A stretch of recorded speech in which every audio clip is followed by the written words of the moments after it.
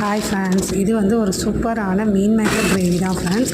Meal maker gravy எப்படி பண்ணணும்னு பார்த்தீங்கன்னா, சுண்டல் மசாலா மாதிரியே இருக்கும் இது சாப்பிட்றதுக்கு.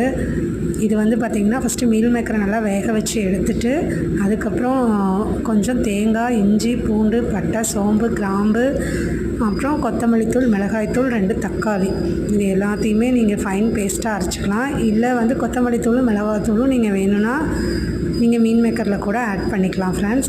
இது சூப்பராக இருக்கும், ட்ரை பண்ணி பாருங்கள். நான் இந்த வீடியோவில் காட்டியிருக்கேன், ஆனால் கொஞ்சம் வேகமாக காட்டியிருக்கேன். உங்களுக்கு வேணும்னா கமெண்ட் பண்ணுங்கள்.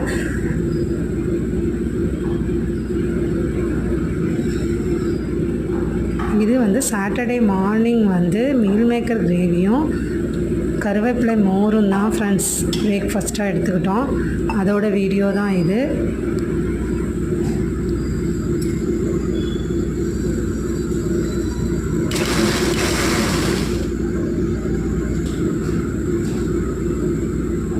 Thank you.